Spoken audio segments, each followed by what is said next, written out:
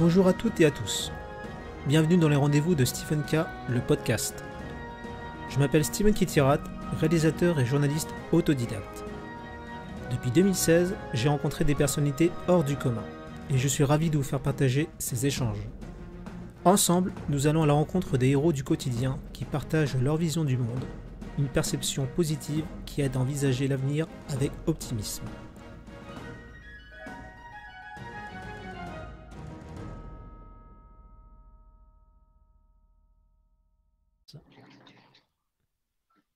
Bien, bonjour Johan.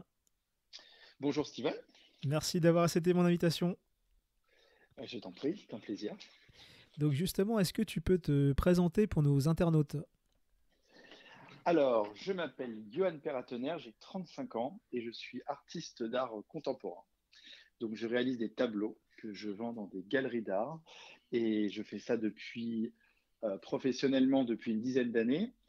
Et c'est un métier passion. J'ai beaucoup de chance de pouvoir en vivre et, euh, et je suis passionné, toujours à l'affût de nouveaux projets. Et je réalise voilà, des villes en 3 dimensions.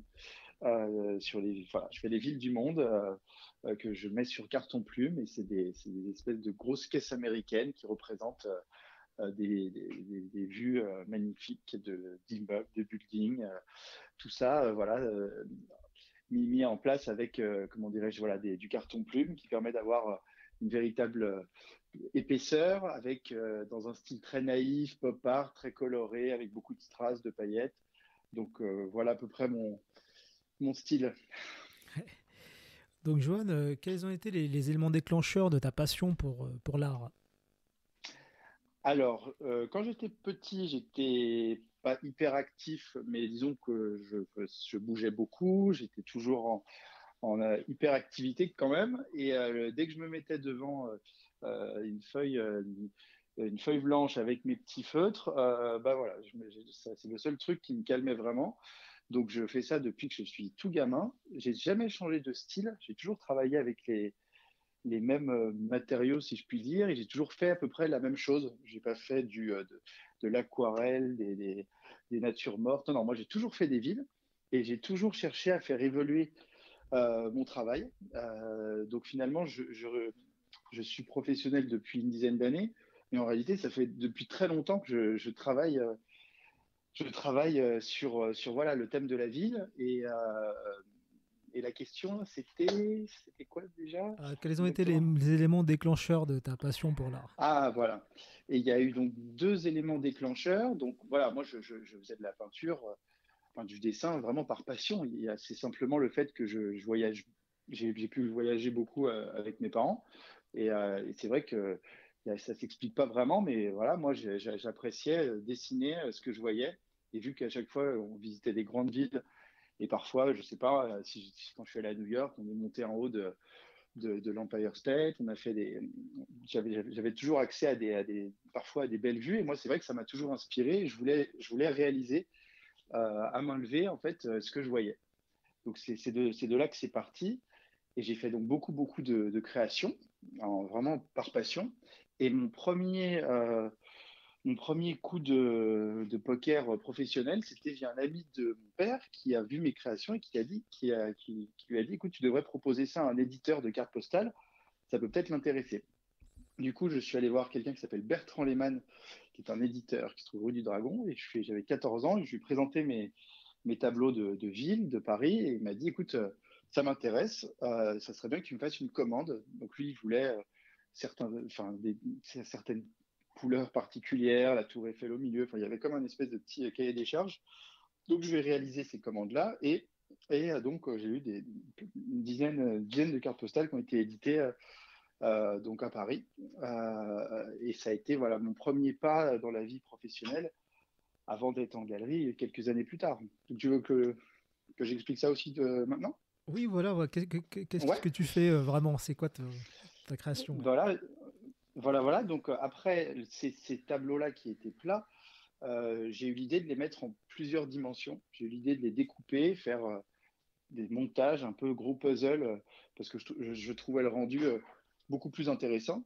Et donc, à chaque fois, j'avançais un peu la technique. Donc, au début, c'était avec une seule couche que je mettais en avant. Après, j'ai décidé de découper tous les petits éléments que je collais sur la pièce.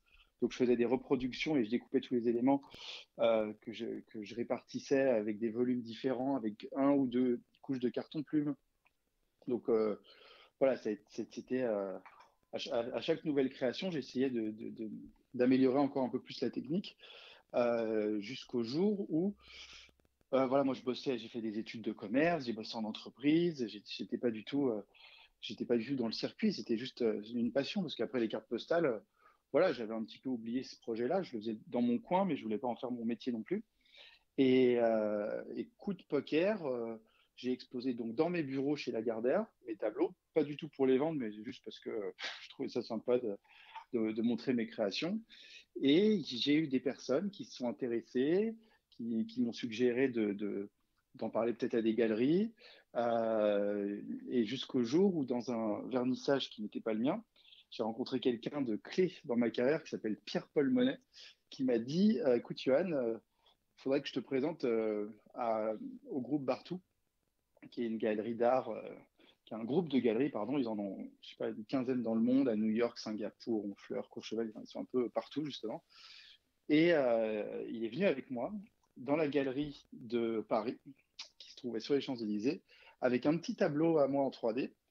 Et il m'a tout simplement vendu auprès du commercial qui travaillait là-bas. Il lui a dit oui, Johan Perratonnerre, c'est l'avenir, il faut investir sur lui. Et quelques jours plus tard, j'ai eu donc le patron des galeries Bartou, qui s'appelle Robert Bartou, qui m'a appelé et qui m'a proposé d'exposer dans ces galeries. Donc voilà, progressivement, j'ai quitté le travail que je faisais pour Lagardère et je me suis mis dans l'art à 110% parce que c'est un vrai métier au sens qu'il ne faut pas simplement faire ses créations, mais aussi il faut beaucoup communiquer, participer à des charities, rencontrer des collectionneurs, entretenir ses réseaux sociaux. C'est un peu multitask, quoi. Il faut faire beaucoup de choses pour, à un moment donné, réussir, ça veut rien dire, mais en tout cas, pouvoir en vivre. C'est pas uniquement de la création, quoi. C'est aussi du marketing, c'est aussi plein de rencontres qu'il faut parfois provoquer. Et moi, disons que j'ai été à l'aise avec ça, parce que j'étais quand même entrepreneur, je montais des startups avant tout ça, donc ça m'a jamais effrayé. Et en étant artiste, voilà, j'ai essayé d'avoir une stratégie vraiment 360 et pas me limiter à des créations que je fais dans mon atelier et essayer un petit peu d'en parler. Non, non, j'ai essayé de faire ça vraiment comme une start-up, quoi. Oui. Alors, Johan, est-ce que tu as un message pour celles et ceux qui veulent réaliser leur métier, leur rêve, en fait, devenir, par exemple, faire ce que toi tu fais, artiste? Alors, déjà, évidemment, faut avoir la matière. Donc, il faut avoir un style un peu défini euh, et, et, et être certain, enfin, certain, mais jamais certain, mais disons que si de nombreuses, faut partager ses œuvres. On peut avoir une grande confiance en soi et se dire ce que je fais, c'est génial. Mais quand il y a 25 potes qui vous disent putain, c'est génial, bon, c'est quand même plutôt rassurant. Et ce que je conseille, c'est d'avoir donc beaucoup de pièces, beaucoup de réalisations quand même en fonction de son propre style et d'avoir une pièce un peu maîtresse, un espèce de masterpiece qui peut-être plus complexe, plus grand, avec un cadre un peu plus, enfin, peut-être plus cher, mais voilà, faut un petit peu investir dans cette pièce maîtresse parce que c'est celle-ci qu'on doit montrer en premier pour dire, voilà, en gros, je suis capable de réaliser ça. Et un galeriste ou un collectionneur peut se dire, ah, s'il est capable de réaliser ça, ça peut faire l'objet d'une série. Et du coup, moi, en tant que galeriste, je peux investir pour en faire plusieurs et ça me plaît. Donc, moi je conseille vraiment de pas juste, enfin, d'essayer, voilà, d'avoir une pièce un peu maîtresse qui nous représente, dont on est extrêmement fier. Et c'est là-dessus qu'il faut, entre guillemets, tout miser. Et après, avoir plein d'autres œuvres. Les galeristes, tout ça, s'intéresseront bien sûr au parcours, à la jeunesse, tout ça. Mais moi, je conseillerais d'avoir voilà, deux, trois pièces un peu où on met toute son énergie, tout son talent avec je pense, hein, ce qu'on appelle des techniques mixtes. Mais ce qui est vrai, c'est que je pense qu'il faut vraiment prendre en compte les matières, le support, le cadre. C'est beaucoup de choses. C'est vrai que quand on se promène en foire et tout ça, c'est vrai qu'on voit souvent des travaux avec voilà, des textures particulières, avec une originalité dans le cadre. Enfin, c'est plein de petites choses mis bout à bout, cohérentes, qui font un beau travail. Et je vois plus beaucoup, par exemple, juste une œuvre au fusain, un nu au fusain dans un petit cadre, même s'il est techniquement exceptionnel, ça peut marcher, hein, bien évidemment. Mais moi, je pense qu'il faut essayer d'étoffer et de pousser le sujet à mort, avec des pièces un petit peu grandes quand même. Et enfin, si je parlais à une jeune personne que je trouve talentueuse, c'est ce que je lui dirais. Je lui dirais, essaie de faire ta pièce maîtresse où tu mets tout ton jus là-dedans et, et tu la proposes. Et voilà. Après, next step, mais est-ce que ça plaît ou pas, quoi. Alors, question philosophique, Johan, avec toutes tes rencontres, qu'est-ce que toi tu as appris sur l'être humain? Sur l'être humain, disons que par rapport à l'art, c'est vraiment une rencontre. On ne vend pas un objet quelconque. Ce qui est super dans ce milieu-là, c'est que chaque fois, quand on dit collectionneur, ça veut rien dire. C'est juste un être humain qui s'intéresse à notre travail et à notre personnalité et pourquoi on a fait cette œuvre et, ces gens-là vont vraiment s'intéresser à notre histoire. Donc c'est vrai de manière générale, on apprend beaucoup parce que à chaque nouvelle personne qui s'intéresse à son travail, c'est des gens qui ont des métiers différents, qui ont des âges différents, qui ont des sensibilités différentes, des cultures différentes. Mais on a le point commun d'apprécier la même chose. L'artiste, il aime forcément ce qu'il fait, et le collectionneur, s'il aime l'œuvre de l'artiste. Donc il y a déjà un point commun qui est une forme de sensibilité similaire.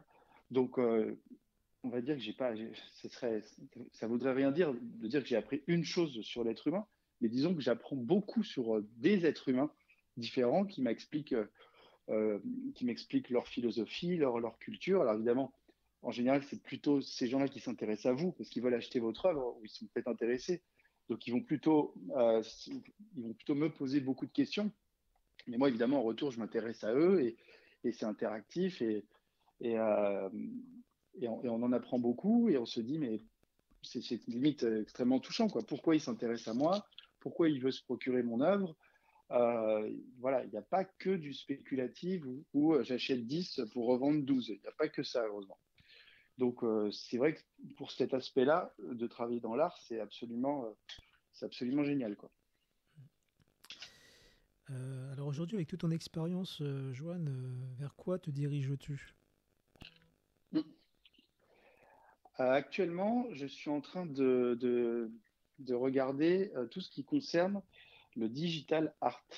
Il y a tout ce qui concerne les plateformes qu'on appelle NFT, la crypto-monnaie, l'achat d'œuvres d'art sur Internet. Ça me paraît être un sujet vraiment important qui intéresse de plus en plus de gens. Là, on a vu récemment l'œuvre Everyday qui s'est vendue chez Christie's 69 millions d'euros. Bon, ça fait un peu tourner la tête, mais c'est pour dire qu'en gros, ça y est, je crois que le monde de l'art, il se déplace gentiment vers ces plateformes qui peuvent être donc virtuelles ou réelles, parce que via des bitcoins ou quoi, on peut aussi acheter des œuvres d'art qu'on a chez soi et qu'on expose. Donc, je crois que d'un point de vue commercial et je pense que ça va aller de plus en plus vers ces choses-là. Donc là, je parle vraiment de business art. Donc moi, je vais m'intéresser forcément à toutes ces plateformes-là, d'une part.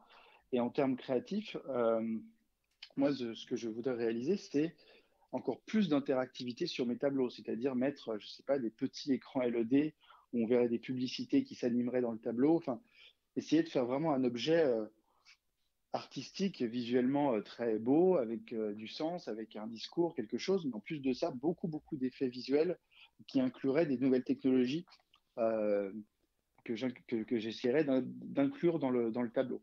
Là, en ce moment, je suis sur une série où j'ai réalisé tout Paris en 3 dimensions. Un travail énorme qui m'a pris tout le confinement de l'année dernière. J'ai travaillé sur cette pièce-là.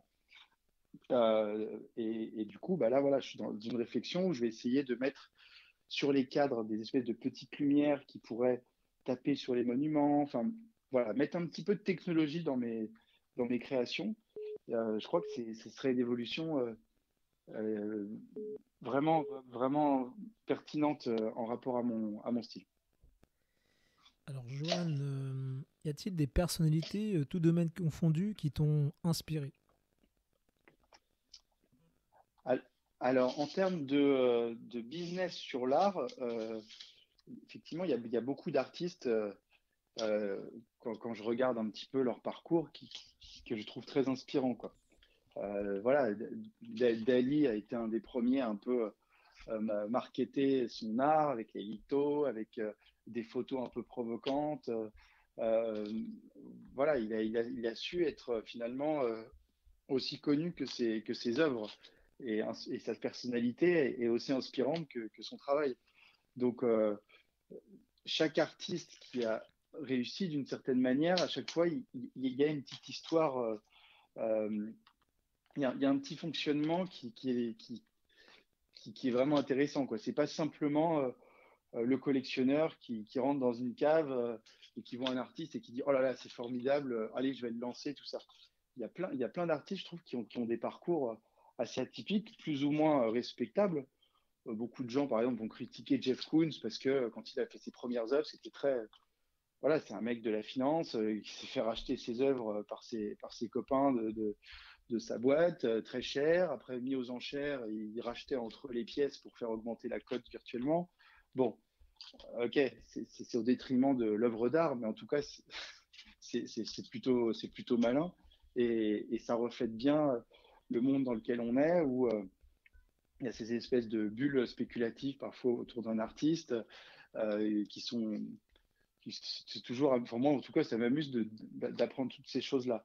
Et artistiquement, moi, je vais dire que je vais être assez proche d'un artiste qui s'appelle Charles Faddino, qui réalise aussi donc des villes en 3D. On n'a pas la même technique, mais disons que si on balaye un Faddino en paratonnerre, on voit que c'est quand même, on a la même sensibilité, on va dire. Et voilà, je ne vais pas m'inspirer en me disant ah c'est sympa, il a dessiné tel monument de telle manière, je vais faire la même chose. Mais en tout cas, je vais suivre un petit peu ses projets. Et voilà, James Rizzi que j'aime beaucoup aussi parce que c'est dans l'univers voilà très pop, alors figuratif aussi et puis très naïf. Donc voilà, ce serait Charles Fadino et James Rizzi, ça serait les deux voilà qui m'ont inspiré, mais voilà, le mot me dérange un petit peu parce que quand j'ai commencé à créer, je savais absolument pas qui c'était.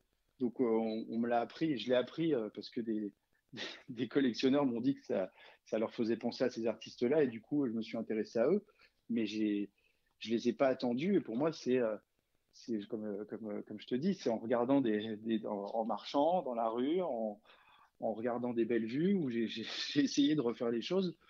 Donc c'est mon inspiration artistique, elle est très très intime, très personnelle. J'ai pas voulu faire comme un artiste et me dire ah, je vais essayer de faire comme lui, mais en mieux. Non, c'est vraiment assez pur finalement, je pense. Oui. Alors, Johan, est-ce qu'il y a des choses qui t'énervent, qui t'écœurent dans ce monde?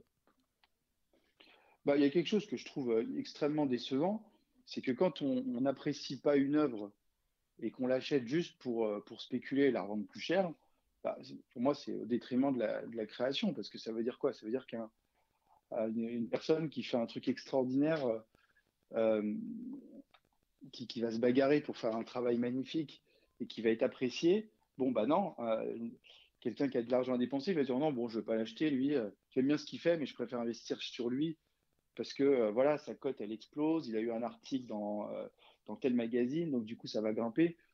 Donc je trouve ça vraiment, vraiment dommage parce que pour moi, c'est un rapport entre deux individus et une sensibilité commune. Donc, si le collectionneur, enfin l'acheteur qui achète juste parce que ça coûte cher et que ça vaudra plus cher, je trouve que ça casse un peu la, la, la pureté de, de l'art en fait. Je trouve ça dommage. Pour moi, il faut quand même acheter par passion et par voilà. Donc ça m'empêche pas de dormir, mais c'est bon, je trouve ça dommage, quoi, c'est tout. Ouais. Alors, pour finir, Johan, alors, est-ce que tu aimerais remercier des personnes qui ont fait de toi ce que tu es en termes de valeur? En termes de valeur, bah, mes parents avec qui je suis extrêmement proche, alors c'est très con de dire ça, mais c'est quand même vrai. Et puis, je dirais que voilà, ce Pierre-Paul Monet, il m'a appris quand même beaucoup de choses. Euh, En personnes clés qui j'ai pu avoir autour de moi. Donc, j'ai des amis, je suis très bien entouré, j'apprécie leurs conseils. Voilà, ils sont pas connus, je vais pas citer leur nom, prénom, mais voilà, moi ce que j'aime, c'est, j'ai pas beaucoup d'amis artistes, moi, mais des vieux amis qui me suivent, qui vont, qui vont voilà, me conseiller. On va partager beaucoup entre nous. Mais disons que voilà, sur le plan professionnel, il y a eu vraiment cette personne clé qui me suit, qui m'aime beaucoup, je pense, et que j'aime beaucoup également. Euh, voilà, alors avec les galeristes, on s'entend très très bien. Je pense avoir des très bons rapports, mais ça reste un petit peu plus voilà, professionnel, quoi. Ça va être voilà, enfin, une galerie, ça reste un business, faut la faire fonctionner. Donc, nos galeristes, c'est un travail, c'est un véritable travail qu'on fait avec eux. Euh, Alors que voilà, cette personne-là, Pierre-Paul, lui en l'occurrence, on- c'est également un collectionneur d'art, hein, mais voilà, il est extrêmement curieux, il s'intéresse à des tonnes de domaines et du coup, ça va être de nombreux conseils qu'il peut me donner sur mes créations. Enfin, voilà, ça va être peut-être lui qui est un peu mon pilier ou si je dois prendre une décision importante dans l'art ou une création ou quelque chose, c'est à lui que je vais demander en premier, quoi.